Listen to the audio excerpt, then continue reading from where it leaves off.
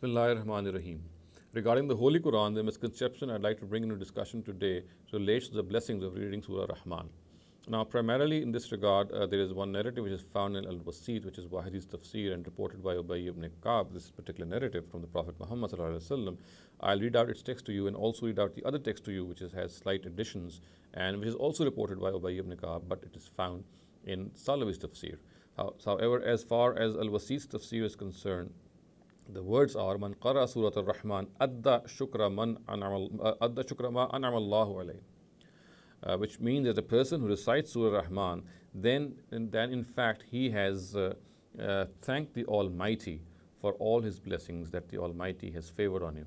The favors and blessings of the Almighty which the Almighty has gifted to him. So a person reads Surah Rahman, it will be as if he has paid his gratitude, he's shown his gratitude for all these favors to the Almighty. Now, as far as this particular narrative is concerned, it is regarded to be concocted by Hafiz ibn Hajar, and the reason is it contains two very weak narrators.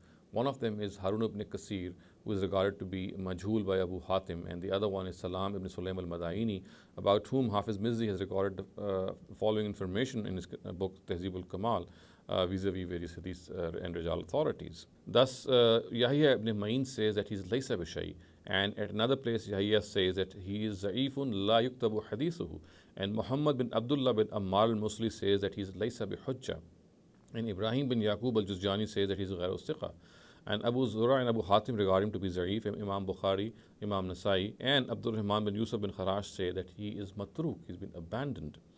And Imam Nasai also says at another place that he is laysa bisiqa wa la yuktabu hadithuhu. And Abul Qasim al-Bukhari says Za'iful Hadith Jittan, that is extremely weak in matters of hadith. And Abdul Rahman bin Yusuf bin Kharash also says about him that he's a kazzab, that he's a great liar. So we can see that on the basis of this information, perhaps Hafiz ibn Hajar has regarded this narrative to be concocted. And there is no reason to regard Salawi's narrative to be concocted as well, because that narrative too, although it contains certain additions which I'll just read out to you, but it also contains the same two narrators. Now, as far as the text itself is concerned, because it contains certain additions, I'll just read out to you.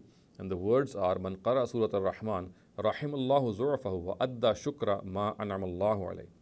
Which means that a person who reads Surah Ar Rahman or recites Surah Ar Rahman, the Almighty will have mercy on his weakness, and that person will have actually shown gratitude to the Almighty regarding all the favors and gifts which the Almighty gave him.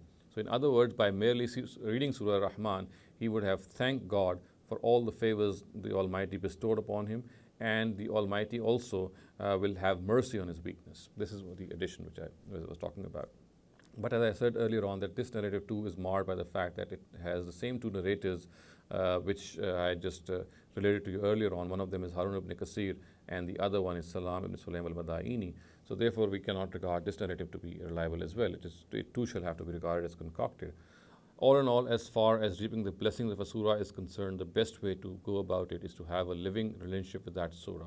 And the best way to do that is to read that surah with a good translation, to understand its message, to communicate its message to others, and to reflect on that message, and to disregard these narratives which, according to our own Rijal authorities, are absolutely baseless and concocted. أقول قولي هذا واستغفر الله لي ولكم ولسائر المسلمين والمسلمات.